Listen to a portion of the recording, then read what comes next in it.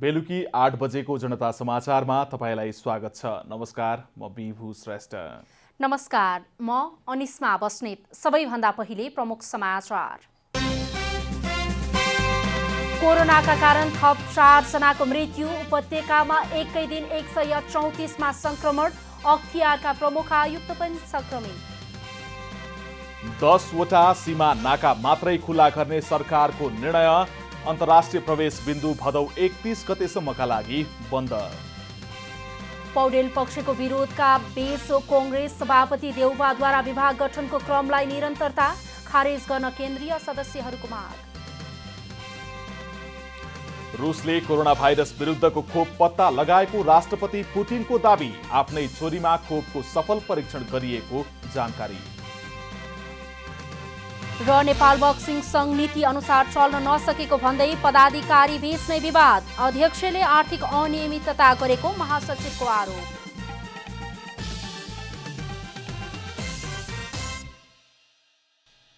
अब पूरा समाचार।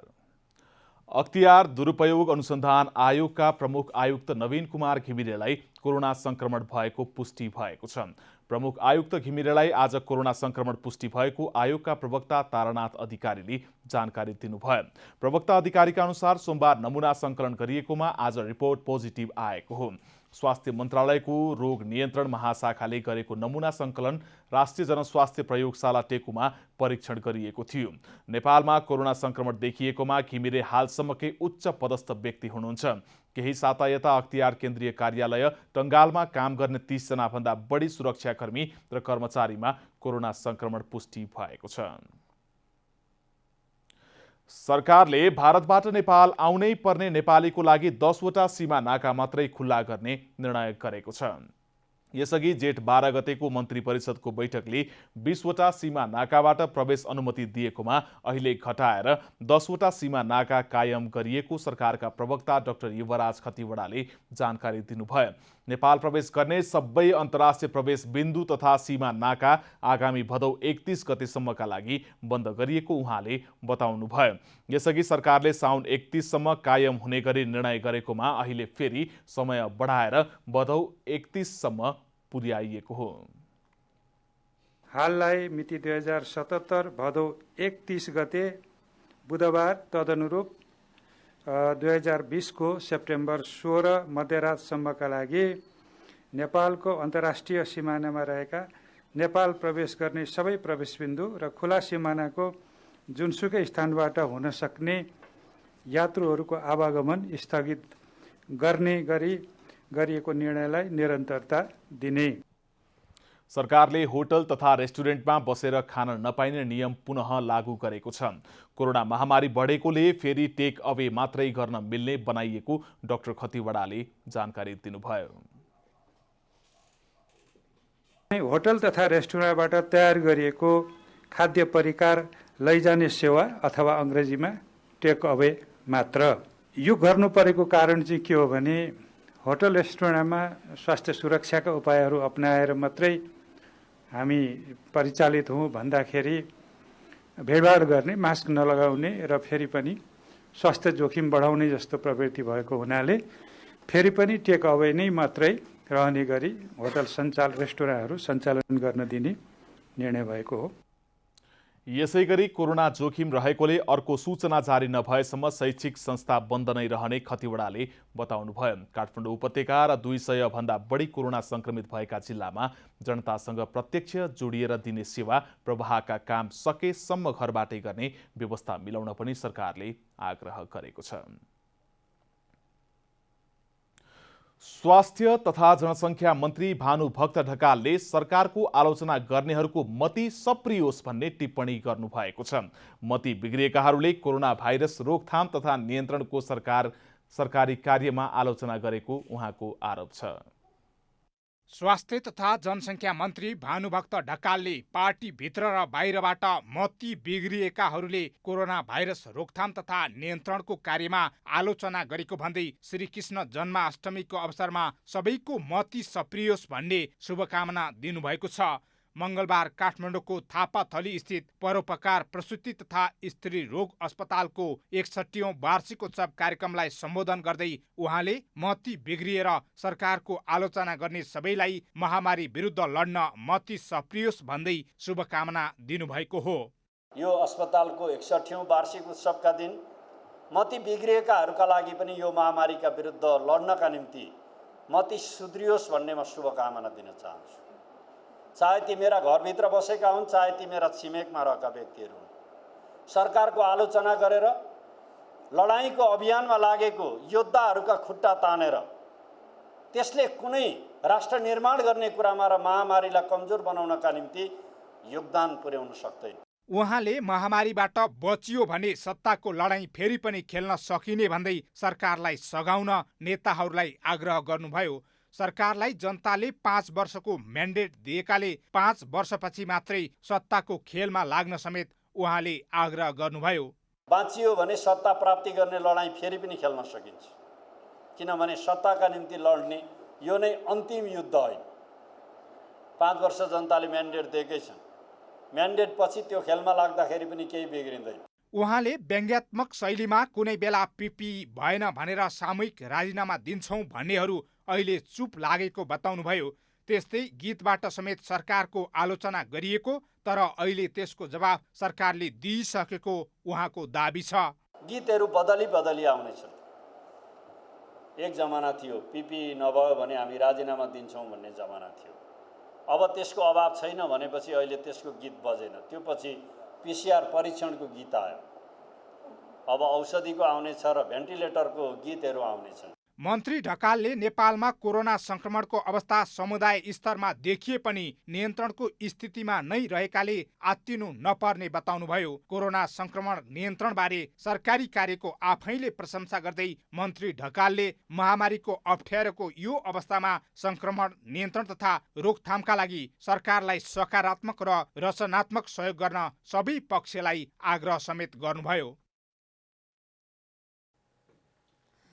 काठमाडौँको थापाथली स्थित परोपकार प्रसुति तथा स्त्री रोग अस्पतालमा कोभिड-19 को परीक्षण सुरु भएको छ। काठमाडौँ महानगरपालिकाले पीसीआर मेसिन उपलब्ध गराएपछि अस्पतालमा कोभिड-19 परीक्षण सुरु भएको हो। अस्पतालको 61औं वार्षिक उत्सवको अवसरमा मंगलबार स्वास्थ्य तथा जनसङ्ख्या मन्त्री भानुभक्त ढकालको उपस्थितिमा महानगरपालिकाका प्रमुख विद्यासुन्दर साखेले पीसीआर प्रयोगशालाको उद्घाटन गर्नुभयो। महानगरपालिकाले पीसीआर मेसिन उपलब्ध गराएपछि अस्पतालले पीसीआर ल्याब निर्माण गरेको हो। महानगरले पीसीआर मेसिन सहित भीटीएम 1500 यथान, आरडीटी 1500 यथान र पीपीई 500 यथान उपलब्ध गराएको छ। हालको लागि कोभिडको बिरामी शङ्कास्पद बिरामीहरूलाई ट्रायज गरी कुपनडोल स्थित अर्कै भवनमा आइसोलेसन गरी ट्रिटमेन्टको व्यवस्था मिलाइएको छ। अस्पतालले आफ्नै पीसीआर ल्याब पनि सञ्चालनमा ल्याएको छ र पीसीआर ल्याबको लागि चाहिने पीसीआर मेसिन काठमाडौँ महानगरपालिकाले उपलब्ध गराएको छ। अस्पतालले कोभिड-19 संक्रमणको आशंका लागेका बिरामीलाई कुपनडोल स्थित छुट्टै भवनमा आइसोलेसनमा राखेर उपचार गर्दै आएको छ। पीसीआर परीक्षणको ल्याब सुरु भएपछि उपचारका लागि थप सहज हुने विश्वास गरिएको छ। सुनसरी स्थित बीपी कोइराला स्वास्थ्य विज्ञान प्रतिष्ठानबाट स्थानीय जनताले उचित सेवा नपाएको गुनासो गरेका छन्। कोरोना संक्रमणको संख्या बढ्दै गए पनि प्रतिष्ठानले जिम्मेवारी वहन गर्न नसक्दा धरानका कोरोना संक्रमितहरू घरमै बस्नु परेको छ। पछिल्लो समय सुनसरीमा कोरोना संक्रमितको संख्या बढ्दै गएको छ। पछिल्लो चरणको लकडाउन खुकुलो भएपछि धरानमा कोरोना संक्रमण फैलिन थालेको हो। 2 साताभित्र धरानमा 55 जना कोरोना संक्रमित देखिएका छन् भने 24 जना समुदाय स्तरमै संक्रमित देखिएका छन्। कोरोना संक्रमण उच्च दरमा बढिरहँदा पनि बीपी कोइराला स्वास्थ्य विज्ञान प्रतिष्ठानले नागरिकका लागि आफ्नो जिम्मेवारी वहन नगरेको धरान उपमहानगरपालिकाको आरोप छ। बीपीमा आइसोलेसन चाहिँ तपाईँको अब फुल भएर अहिले हामी 3 देखि कोभिडका पेसेन्टहरूलाई चाहिँ आइसोलेसनमा लान सकेका छैनौँ। समुदायको चाहिँ परिवारको ठुलो प्रेसर छ। तर अब स्थानीय नगर सरकारले स्वयं चाहिँ नि आइसोलेसनको स्टेप 1 का बिरामीहरूलाई चाहिँ नि व्यवस्थापन गर्न अब स्टेप 2 स्टेप 3 त हस्पिटल लानुपर्ने हुन्छ। अब बिपी भन्दा बाहिर पनि चाहिँ नि हामी स्थानीय नगर सरकारले आफ्ना स्रोत साधनको परिचालन गरेर धरानी जनतालाई सरकार भएको अनुभूति दिनुपर्छ र चाहिँ नि आइसोलेसनको व्यवस्थापन गर्नुपर्छ भन्ने कुरामा हामी लागेका छौँ। प्रतिष्ठानले कोरोना संक्रमण व्यवस्थापनका लागि भनेर कोभिड अस्पताल उद्घाटन गरेको पनि 3 महिनाभन्दा बढी भइसक्यो, तर अस्पताल अझै सञ्चालनमा आउन सकेको छैन। तयारी अवस्थामा रहेका आइसोलेसन कक्षहरू पनि व्यवस्थित गर्न नसक्दा अभाव बढ्दै गएको छ। बिपी प्रतिष्ठानको गैर जिम्मेवारीका कारण धरानमा संक्रमण देखिएका बिरामीहरू घरमै राख्नुपर्ने बाध्यता रहेको जनप्रतिनिधिको भनाइ छ। अहिले हामी धरान उपमहानगरपालिकाको टिम, प्रहरी, प्रशासन, सिडिओ सबै लागेर यसको व्यवस्थापन कसरी गर्ने भनिरहेर छलफल गरिरहेको छौँ। तर बिपी कोडा स्वास्थ्य विज्ञान प्रतिष्ठानबाट भने यसको सकारात्मक पहल कदमी र जिम्मेवारी र जवाबदेहिता लिइरहेको हामीले अनुभूति गरेको छैनौँ। समुदाय स्तरमै कोरोना संक्रमित देखिएका छन्। संक्रमण देखिनासाथ अस्पताल पुर्याउन सक्ने अवस्था छैन। संक्रमितलाई घरमै राख्नुपर्ने बाध्यताले नागरिक त्रसित बनेका छन्। सुनसरीबाट दिनेश गजमेरको रिपोर्ट। लगानी बोर्डका नवनियुक्त प्रमुख कार्यकारी अधिकृत सुशील भट्टलाई काम गर्न नदिन उच्च अदालतले अन्तरिम आदेश दिएको छ। भट्टलाई सिइओका रूपमा कुनै पनि काम नगर्न आज उच्च अदालत पाटनले अन्तरिम आदेश दिएको हो। पाटनका मुख्य न्यायाधीश नहकुल सुवेदीको इजलासले भट्टलाई बोर्ड प्रमुखको हैसियतमा काम गर्न रोक लगाएको हो। उच्चले अन्तरिम आदेशका विषयमा छलफल गर्न अर्को पेशी साउन 32 गतेलाई तोकेको छ। गत आइतबार अधिवक्ता जय बहादुर भुजेलले भट्टलाई लगानी बोर्डको प्रमुखमा गरिएको नियुक्ति बदरको माग गर्दै रिट दायर गर्नुभएको थियो। उच्चले निवेदनमा उठाएको विषय सार्वजनिक महत्त्वको र कानुनी प्रश्नलाई दृष्टिगत गरी बार एसोसिएसनलाई 2 जना वरिष्ठ अधिवक्तालाई एमिकस क्युरी अर्थात् अदालती सहयोगका रूपमा पठाइदिन उच्चले भनेको छ। कोरोना भाइरसका कारण पछिल्लो 24 घण्टामा नेपालमा थप 4 जनाको मृत्यु भएको छ। स्वास्थ्य तथा जनसङ्ख्या मन्त्रालयको नियमित पत्रकार सम्मेलनमा मन्त्रालयका प्रवक्ता डाक्टर जागेश्वर गौतमले पछिल्लो 24 घण्टामा थप 4 जनाको मृत्यु भएको जानकारी दिनुभएको हो। धनुषाका 2 पुरुष, काभ्रे 5 खालकी 50 वर्षीय महिला र सिन्धुपाल्चोक 12 विषयका 84 वर्षीय पुरुषको मृत्यु भएको हो। यो सँगै मृतकको संख्या 83 पुगेको छ।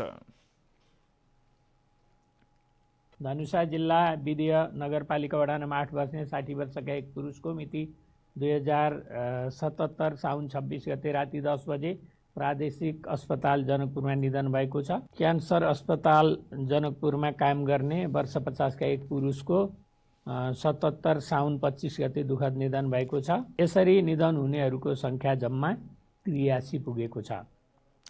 त्यस्तै नेपालमा कोरोना संक्रमितको संख्या 23,948 पुगेको छ। पछिल्लो 24 घण्टामा 638 जना संक्रमित थपिएको डाक्टर गौतमले जानकारी दिनुभयो। थपिएका मध्ये काठमाडौँ उपत्यकाका अहिलेसम्मकै बढी 134 जना रहेका छन्। तीमध्ये काठमाडौँका 110, ललितपुरका 16 तथा भक्तपुरका 8 जना हुन्। अहिलेसम्म 183 स्वास्थ्यकर्मी संक्रमित भएको पनि मन्त्रालयले पुष्टि गरेको छ।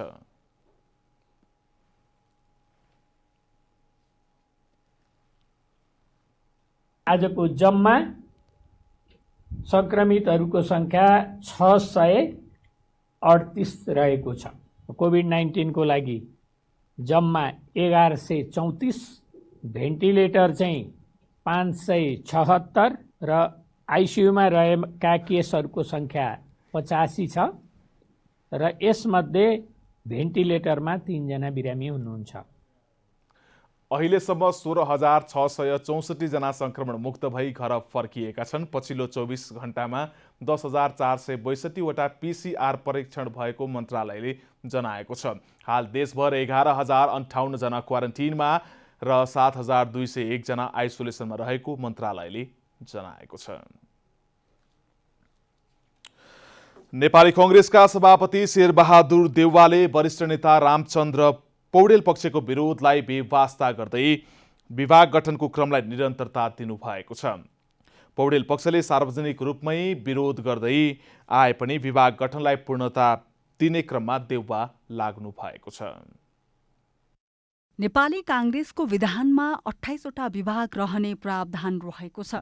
महाधिवेशन भएको 6 महिनाभित्र विभाग गठन गरिसक्नुपर्ने नियम रहेको छ। तर महाधिवेशनको निर्वाचनको मिति तोकिसकेको अवस्थामा विभाग गठन गर्न नहुने भन्दै वरिष्ठ नेता रामचन्द्र पौडेल पक्षको विरोधका बावजुद पनि सभापति शेरबहादुर देउवाले विभाग गठनलाई निरन्तरता दिनुभएको छ। 28वटा विभाग रहने विधानलाई मिचेर सभापति देउवाले 47 विभाग बनाउनु भएको छ। आफू निकटका व्यक्तिलाई 20 विभागको प्रमुखको जिम्मेवारी तोक्नु भएका देउवाले सदस्यहरूमा पनि संस्थापन पक्षलाई प्राथमिकता दिनुभएको छ। सोमबार मात्रै संगठन विभागलाई 41 सदस्यीय बनाइएको छ। गोपालमान श्रेष्ठ विभाग प्रमुख रहनु भएको छ।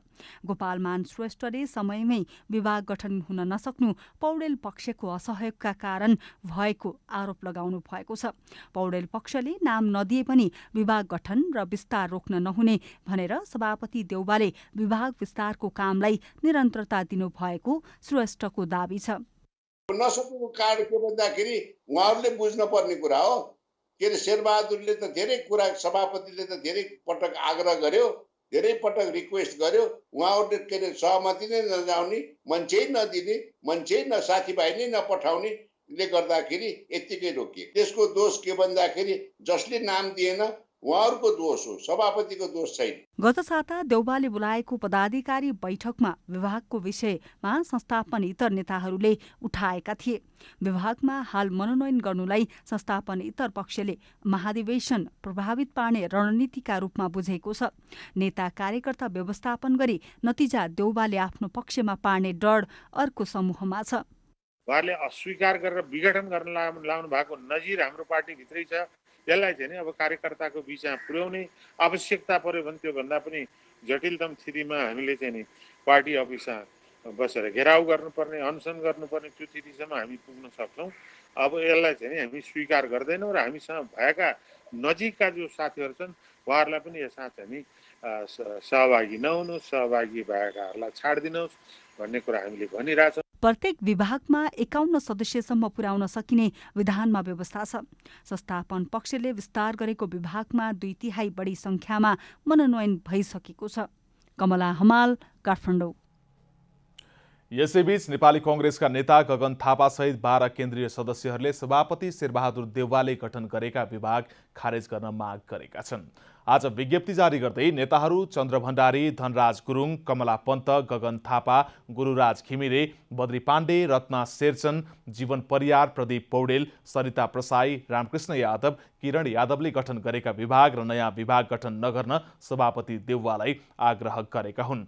13औं महाधिवेशन सकिएको 2 महिनाभित्र गरिसक्नुपर्ने काम सभापति देउवाले थपिएको कार्यकालमा गरिरहेको भन्दै नेताहरूले ध्यानाकर्षण समेत गराएका छन्।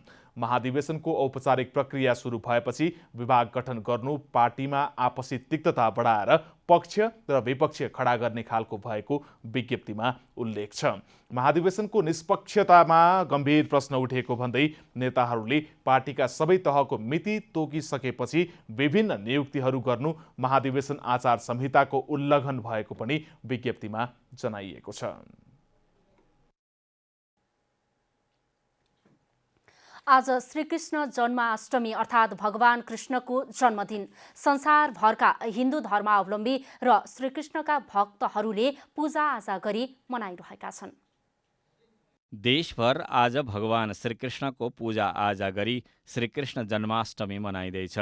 द्वापर युगमा पिता वसुदेव र माता देवकीको कोखबाट भाद्र कृष्ण अष्टमीका दिन भगवान श्रीकृष्णको जन्म भएको थियो। आजको दिनलाई श्रीकृष्ण जन्माष्टमी र रातलाई मोहरात्रि भन्ने गरिन्छ।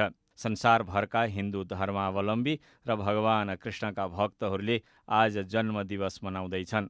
नेपालमा पनि देशभरका कृष्ण मन्दिरहरूमा श्रद्धालुहरू पुगेर पूजा आजा गर्ने गर्दछन्। ललितपुरको पाटन स्थित प्रसिद्ध कृष्ण मन्दिरमा पनि आजको दिन विशेष पूजा गर्ने गरिन्छ। तर कोरोना भाइरस सङ्क्रमणको जोखिमलाई ध्यानमा राखी यस वर्ष पाटन स्थित कृष्ण मन्दिर बन्द गरिएको छ। मन्दिरका पुजारी महेश धर्मराज उपाध्यायले मन्दिरभित्र प्रवेश रोक लगाइएको र बाहिरबाटै मन्दिरको दर्शन गर्ने व्यवस्था मिलाइएको बताउनु भएको छ। अब आजको दिन चाहिँ अब विशेष चाहिँ यहाँ मेला लाग्ने भएकोले अब यो कोरोना भाइरसले गर्दा चाहिँ कोभिड-19ले गर्दा चाहिँ असुरक्षित नहोस् भन्ने हिसाबले चाहिँ हामीले चाहिँ भिडभाड कम गरी चाहिँ मन्दिरमाथि चाहिँ उक्लिने चाहिँ हामीले चाहिँ बन्देज लगाएका छौँ। यस दिन व्रत बसी भगवान श्रीकृष्णको आराधना गर्ने चलन छ। मन्दिरमा पूजा आराधना गर्न पुगेका श्रद्धालुहरूले भने पूजा गर्न नपाएकोमा दुःख व्यक्त गरेका छन्। विगतमा यस दिन सधैँ मेला लाग्ने मन्दिरमा यस वर्ष पूजा गर्न नपाउँदा नरमाइलो लागेको भक्तजनको भनाइ छ। अँध्यारोदेखि मतलब भिड लाइन हुन्थ्यो होइन, तर अहिले त्यस्तो छैन। पहिलाको जस्तो पहिला जस्तो चाहिएको थियो अहिले त्यस्तो भएन, त्यही अलि मन दुःख लागेको छ। यहाँ दर्शन गर्न आएको छौँ, तर पनि हामीलाई त्यस्तो पहिलाको जस्तो रमाइलो अलिक फिल भएको छैन। आफै भनौँ न अब मान्छेहरूसँग मान्छे डराउनु पर्ने अवस्था आएको कारणले चाहिँ यो कोभिड-19ले गर्नाले हामीलाई एकदमै असुरक्षित महसुस भएको छ। कृष्ण जन्माष्टमीको दिन मुलुकभर रहेका कृष्ण मन्दिरहरूमा पूजा आराधना भजन कीर्तन र मेला लाग्ने भए पनि यस वर्ष कोरोना भाइरस सङ्क्रमणको जोखिमका कारण पर्व प्रभावित भएको हो। गोविन्द, कृष्ण कन्हैया, मुरली मनोहर, श्याम सुन्दर, वंशीधर लगायतका धेरै नामले पुकारिने भगवान श्रीकृष्णलाई जगतका सम्पूर्ण घटनाको मुख्य सर्जकका रूपमा लिने गरिन्छ।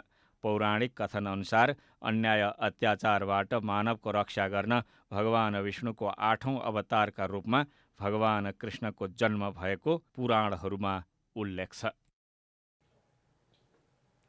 काठमाडौँको गोङ्गबुमा कृष्णबहादुर बोहराको विभत्स हत्या आरोपमा प्रहरीले एक महिलालाई पक्राउ गरेको छ।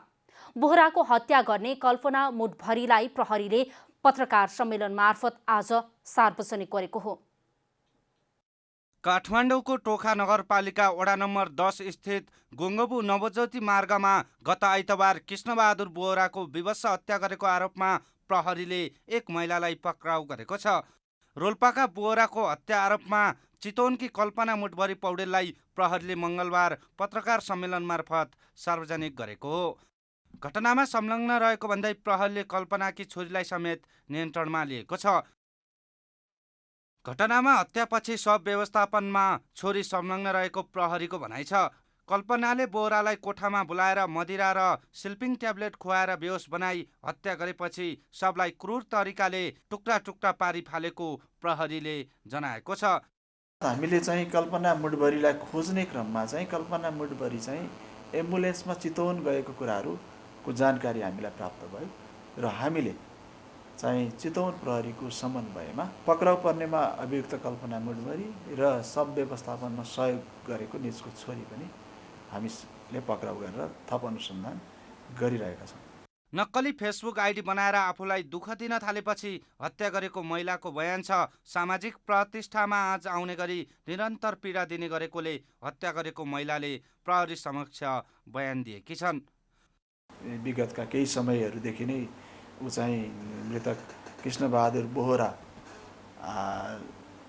लाई चाहिँ उसले राम्रो मानि नरहेको अवस्था देखिन्छ र त्यही विभिन्न कारणहरूले गर्दाखेरि उसले कृष्णलाई चाहिँ मार्ने नै करिब करिब योजना गरेर योजनाबद्ध रूपमै स्लिपिङ ट्याब्लेट खुवाएरै लट्ठ बनाएर चाहिँ बेहोस बनाएरै उसले अलिक योजना नै गरेर नै मारेको जस्तो प्रारम्भिक अनुसन्धानबाट खोल्छ। साउन 25 गते बिहान गोङ्गबुमा बोहराको टाउको र खुट्टा जेब्रा झोलाभित्र भेटिएको थियो भने सुटकेसभित्र सब फेला परेको थियो। क्यामेरामा विष्णु थापाका साथ रूपक कुलाल, काठमाडौँ। चालु आर्थिक वर्षको मौद्रिक नीतिले शेयरका लगानीकर्तामा उत्साह थपे पनि कोरोना महामारीका कारण बजारले सोचे अनुरूप गति लिन सकेको छैन।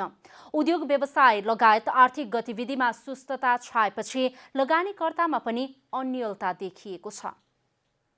चालु आर्थिक वर्षको मौद्रिक नीतिपछि शेयर बजारका लगानीकर्ताले नीतिको स्वागत गर्दै सकारात्मक ऊर्जा थपेको प्रतिक्रिया दिएका थिए। तर विश्वव्यापी रूपमा फैलिएको कोरोना संक्रमण जोखिमका कारण उद्योगधन्दा लगायत आर्थिक गतिविधिमा सुस्तता छाएपछि शेयर बजारमा आशानुरूप आकर्षण बढ्न सकेको छैन। केही दिन बढेको जस्तो देखिए पनि शेयर बजारप्रति लगानीकर्ता ढुक्क देखिँदैनन्। बजार बढ्ने क्रमले निरन्तरता पाउन सकेको छैन। लगानीकर्ताहरू पर्ख र हेरको अवस्थामा रहेका छन्। बजारमा ठूला लगानीकर्ता केही संयमित देखिए पनि अल्पकालीन शेयर कारोबारीहरू बजार घट्छ भन्ने हल्लाले शेयर बिक्री गर्न आतुर हुँदा सूचक केही दबावमा परेको लगानीकर्ताहरू स्वीकार गर्छन्। यद्यपि बजारमा कारोबार रकम भने औसतमा राम्रो रहेको छ। बैंक तथा वित्तीय संस्थाका कर्मचारीमा कोरोना संक्रमण देखिएपछि शेयर बजारको नियामक निकाय नेपाल स्टक एक्सचेन्जले सूचना जारी गरी नेप्सेसँग सम्बन्धित शेयर कारोबारी सदस्य दलालहरूलाई विश्व स्वास्थ्य संगठनले निर्देशन गरे बमोजिम स्वास्थ्य सतर्कता अपनाउन र भौतिक उपस्थिति कम गर्न आग्रह गरेको छ। यो सूचनाले थप निराशा छाएको लगानीकर्ताको बुझाइ छ। ऋण सहजता भए पनि मार्केटको अवस्था यो कोरोनाको अवस्था भयो, मार्केटको अवस्था त्यति स्मुथली जान सकिरहेको छैन। अब कहिले अब फेरि लकडाउन हुन्छ कि अब अहिले पनि सटडाउन भनेर आइरहेछ होइन। मान्छेहरूलाई अन्यल छ। मान्छेहरूलाई अन्यल भएकोले लगानी गर्नलाई पनि हिचकिचाइरहेछ। अर्कोतिर नेप्सेको सफ्टवेयर समयमा नखुल्ने समस्याका कारण पनि लगानीकर्ता हैरान बन्ने गरेका छन्। वेबसाइटहरू त्यति राम्रोसँग चलिराखेको छैन होइन। अनलाइन भनेर भनेको छ, अहिले पनि तपाईँको नेट खोल्यो भने खुल्दैन। अनलाइन गरौँ भनेपछि 15 मिनट 20 मिनटपछि बल्ल यो खुल्छ। त्यसले गर्दाखेरि धेरै अप्ठ्यारो छ। भन्नाले त अब सरकारले यो गरिसक्यो भने धेरै कुरा भनेको छ। नेपाल राष्ट्र बैंकले सार्वजनिक गरेको मौद्रिक नीतिले शेयर बजारमा केही हदसम्म आशा जगाएको छ। तापनि थप सुधार र स्थायित्वका लागि बैंकहरूलाई पनि ब्रोकर लाइसेन्स दिनुपर्ने लगानीकर्ताको सुझाव छ। क्यामेरामा शैलेन्द्र गोविन्द मातेका साथ रूपा घिमिरे, काठमाडौँ। हिलाममे सडक कालोपत्रे गर्न माग गर्दै बालाजु बाइपासका स्थानीय आन्दोलित भएका छन्। बालाजु बाइपासमा सडक विस्तारलाई तीव्रता दिन र तत्काल कालोपत्रे गर्न माग गर्दै स्थानीयहरूले आज प्रदर्शन गरेका हुन्।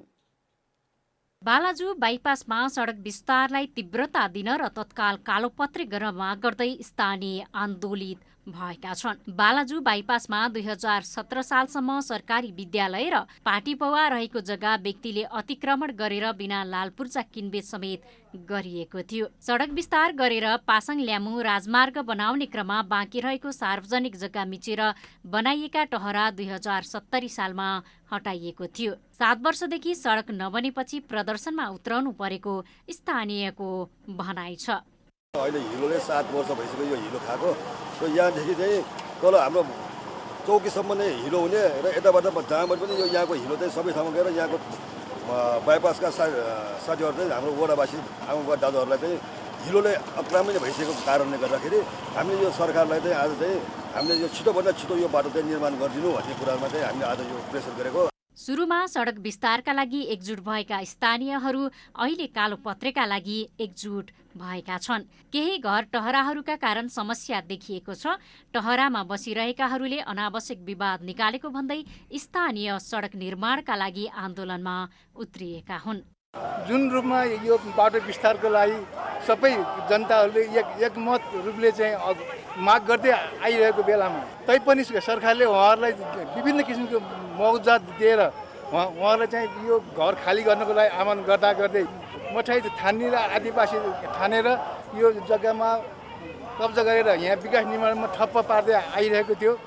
निर्वाचित जनप्रतिनिधि आउनुभन्दा पहिलेदेखिको समस्या जनप्रतिनिधि निर्वाचित भएर आए पनि उस्तै छ।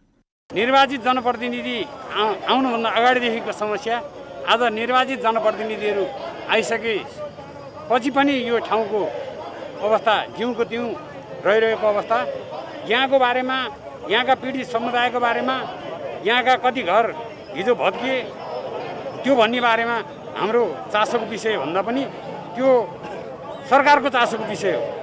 सडक विस्तारका क्रममा बाँकी रहेको भग्नावशेषका कारण बालाजुको उत्तरी क्षेत्रका सर्वसाधारणले वर्षौंदेखि शास्ति बेहोर्दै आएका छन्। बाइपासको खराब सडकका कारण लामो समयदेखि 22 तारा उद्यान र त्यहाँ रहेको पार्कमा आउने आन्तरिक तथा बाह्य पर्यटकको संख्या पनि घटेको छ। ऐतिहासिक 22 तारा पार्कलाई व्यवस्थित बनाउन र पर्यटकीय क्षेत्रमा आवागमन सहज बनाउनका लागि सार्वजनिक जग्गा हडपेर बसेकाहरूलाई विस्थापन गराउनका लागि स्थानीयले पटक पटक माग गर्दै आइरहेका थिए। अब आर्थिक समाचार।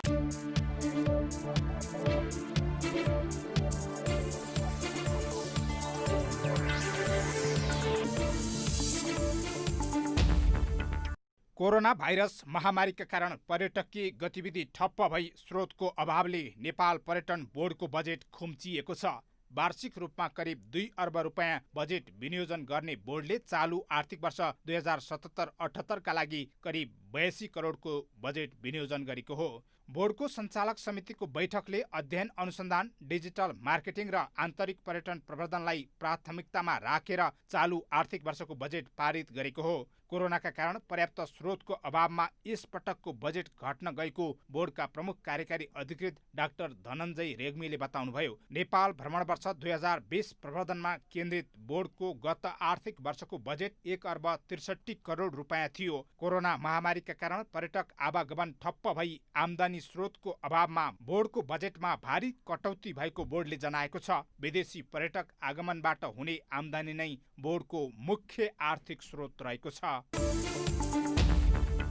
मंगलबार सुनको मूल्य तोलामा 800 रुपैयाँले घटेको छ। आइतबारदेखि सुनको मूल्य लगातार घटिरहेको छ। मंगलबार छापावाला सुन प्रति तोला 1,01,600 रुपैयाँमा किनबेच भएको नेपाल सुनचाँदी व्यवसायी महासंघले जनाएको छ। सोमबार भने छापावाला सुन प्रति तोला 1,02,400 रुपैयाँमा किनबेच भएको थियो। मंगलबार चाँदीको मूल्य तोलामा 40 रुपैयाँले बढेर प्रति तोला 1,435 रुपैयाँमा किनबेच भएर नयाँ रेकर्ड बनाएको छ। अन्तर्राष्ट्रिय बजारमा सुन प्रति औंस $2016 हाराहारीमा कारोबार भइरहेको छ। नेपाल स्टक एक्सचेन्ज नेप्सेले धितोपत्र व्यापारी अर्थात् स्टक डिलर कार्य सञ्चालन कार्यविधि 2077 स्वीकृत गरेको छ। स्टक डिलरको कार्य सञ्चालनलाई सहज बनाउन ल्याइएको कार्यविधि भदौ 1 गतेदेखि लागू गरिने नेप्से सञ्चालक समितिले जानकारी दिएको छ। कार्यविधि अनुसार कारोबार योग्य कम्पनीको छनौट गर्दा विगत 3 वर्षदेखि नाफामा रहेको लगानीकर्ताहरूको संख्या कम्तीमा 10,000 रहेको, चुक्ता पुँजी 20 करोड रुपैयाँभन्दा बढी भएको र विगत 1 वर्षको कारोबार दिनमध्ये कम्तीमा 80% दिनमा कारोबार भएको हुनुपर्ने उल्लेख छ। नेप्सेले प्रत्येक वर्ष कारोबार योग्य कम्पनीको सूची अद्यावधिक गर्ने जनाएको छ। नेप्सेले धितोपत्र व्यापारीबाट आएको कम्पनीको सूची आवश्यक देखेमा हेरफेर गरी कारोबार गर्ने अनुमति प्रदान गर्ने कार्यविधिमा उल्लेख छ। कारोबार प्रणाली अन्तर्गत कारोबार सदस्यले धितोपत्रको खरिद वा बिक्री कारोबार सञ्चालनका लागि नेप्सेले दिएको स्वचालित विद्युतीय कारोबार प्रणालीको प्रयोग गरी कारोबार सञ्चालन गर्नुपर्नेछ। धितोपत्र व्यापारीले आदेश व्यवस्थापन र जोखिम व्यवस्थापनका लागि नेप्सेले दिएको वा निर्धारण गरेको मापदण्ड अनुसार कारोबार सदस्य आफैले विकास गरेको वा तेस्रो पक्षबाट खरिद गरेको स्वचालित विद्युतीय कारोबार प्रणाली प्रयोग गर्न सक्नेछन्। धितोपत्र व्यापारीले दैनिक रूपमा आफ्नो नेटवर्थको अधिकतम 60% रकम सीमासम्म शेयर किनबेच गर्न सक्नेछन्। स्टक डिलरले एक पटकमा 8 अर्ब रुपैयाँ वा सोभन्दा बढी चुक्ता पुँजी भएका कम्पनीहरूको 50,000 कितासम्म शेयर खरिद बिक्री गर्न सक्नेछन्। यस्तै 5 अर्बदेखि 8 अर्ब रुपैयाँ भन्दा कम चुक्ता पुँजी भएको कम्पनीको 40,000 किता, 2 अर्ब रुपैयाँ भन्दा बढी र 5 अर्बसम्म चुक्ता पुँजी भएको कम्पनीको 30,000 किता, 1 अर्ब रुपैयाँदेखि 2 अर्ब रुपैयाँसम्म चुक्ता पुँजी भएको कम्पनीको 25,000 किता, 50 करोडदेखि 1 अर्ब रुपैयाँसम्म चुक्ता पुँजी भएका कम्पनीको 20,000 किता, 20 करोड रुपैयाँभन्दा बढी र 50 करोडभन्दा कम चुक्ता पुँजी भएको कम्पनीको 10,000 कितासम्म मात्र शेयर खरिद गर्न पाउने व्यवस्था गरिएको छ। स्टक डिलरले 20 करोड रुपैयाँभन्दा कम चुक्ता पुँजी भएको कम्पनीलाई नियमित कारोबारमा संलग्न गर्न नपाउने व्यवस्था गरिएको छ। कार्यविधिले सूचीकृत कम्पनीहरूको सिलबन्दी र खामबन्दी वा अक्सनबाट शेयर बिक्री गर्दा धितोपत्र व्यापारीले सहभागिता जनाई शेयर पाएमा सोको कारोबार नेप्से प्रणाली मार्फत गराउँदा मूल्य परिवर्तन सीमा लागू नहुने भएको छ। स्टक डिलर कम्पनीको कारोबार माथि शङ्का लागि छानबिन गर्न आवश्यक देखिएमा नेप्सेले कारोबार स्थगन गर्न सक्ने कार्यविधिमा उल्लेख छ। सोमबार दोहोरो अङ्कले बढेको शेयर बजार परिसूचक नेप्से मङ्गलबार घटेको छ। मङ्गलबार नेप्से 6.61 अङ्कले घटेर 1423.81 अङ्कमा झरेको छ। बजारमा क वर्गका परिसूचकहरूको मापन गर्ने सेन्सिटिभ इन्डेक्स 1.38 अङ्कले घटेको छ। मङ्गलबार बजारमा कारोबारमा आएका म्युचुअल फन्ड बाहेक बाँकी सबै समूहको परिसूचकमा गिरावट आएको छ। बजारमा 190 कम्पनीका 36,30,845 किता सेयर 25,771 पटक खरिद बिक्री हुँदा 1 अर्ब 27 करोड रुपियाँ बराबरको कारोबार भएको छ। मङ्गलबार नेप्सेमा गिरावट आए पनि अजोड इन्सुरेन्स लिमिटेड र साधना लघुवित्त वित्तीय संस्था लिमिटेडका लगानीकर्ताले करिब 10% का दरले कमाएका छन्।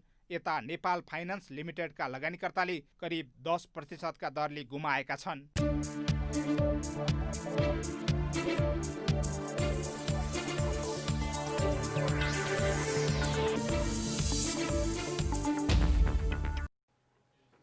अब खेलकुद समाचार।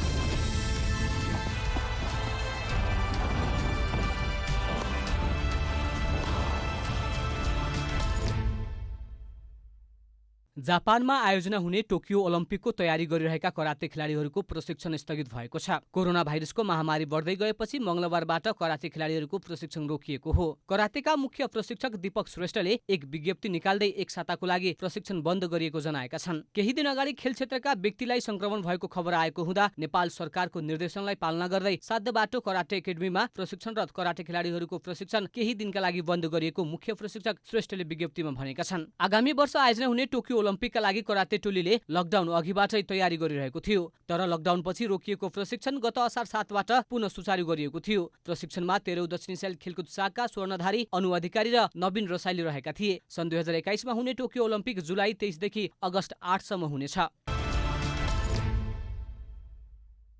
नेपाली ताइक्वान्डोका अन्तर्राष्ट्रिय निर्णायक अशोक खड्का अन्तर्राष्ट्रिय हिरोज ताइक्वान्डो प्रतियोगितामा उत्कृष्ट निर्णायक घोषित भएका छन्।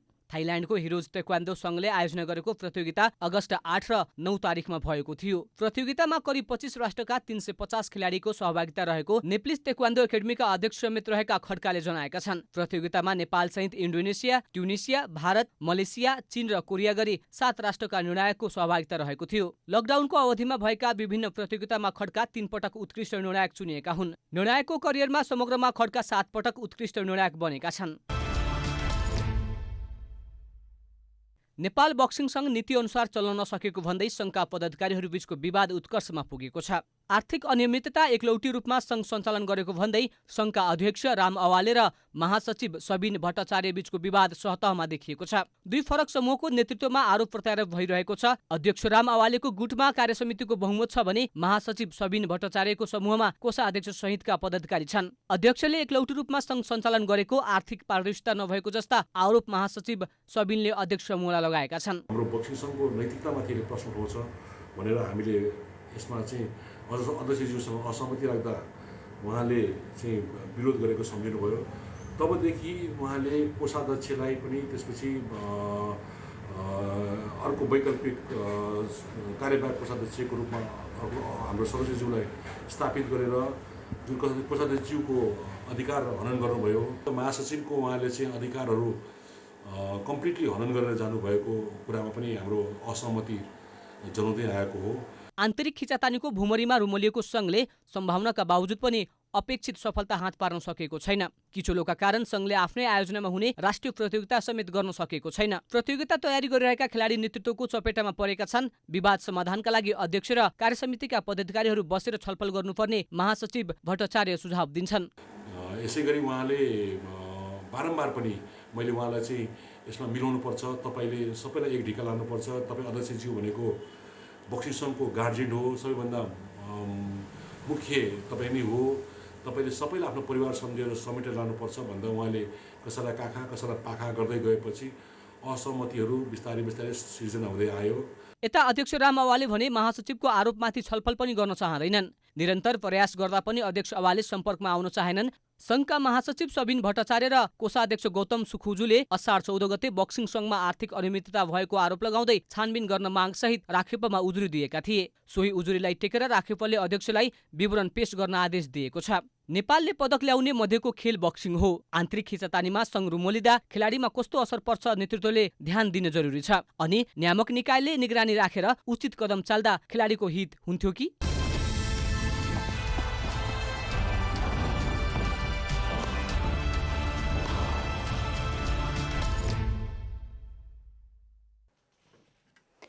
अब मौसम समाचार।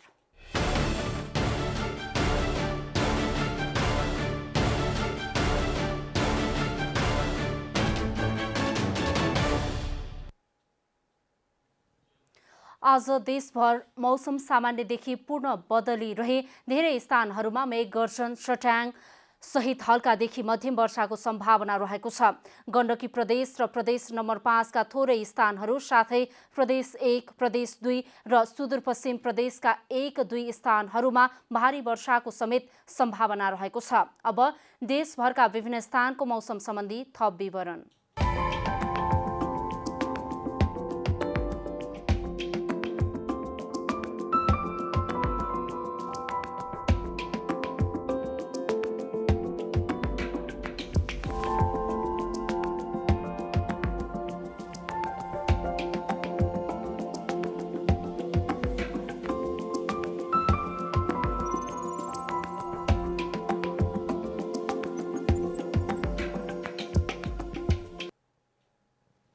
अन्त्यमा आजको डायरी।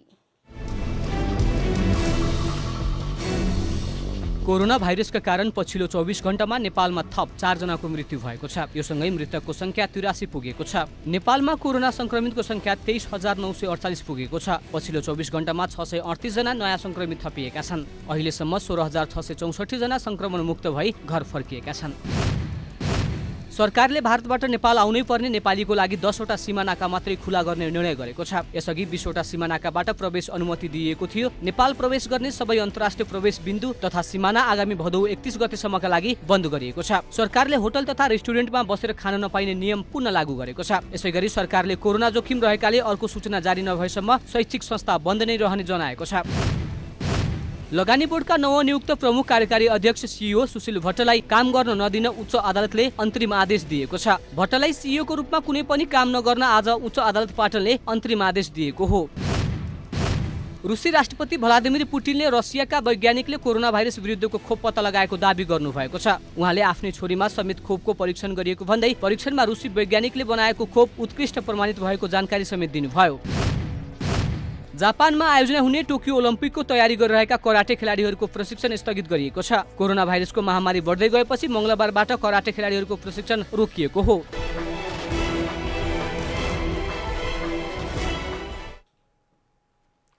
जनता समाचार अहिलेलाई यति नै। जनताद्वारा जनताका लागि प्रसारित जनता टेलिभिजनका कार्यक्रमहरू युट्युब, ट्विटर, फेसबुक र हाम्रो वेबसाइट जनतासमाचार.com मा पनि पढ्न र हेर्न सक्नुहुनेछ। सूचनामा तपाईको सहभागिता, समयमा समाचार हाम्रो प्रतिबद्धता। कोरोना भाइरसको संक्रमणबाट बच्न नियमित रूपमा हात धुऔं, भीडभाडबाट टाढै रहौं। नमस्कार।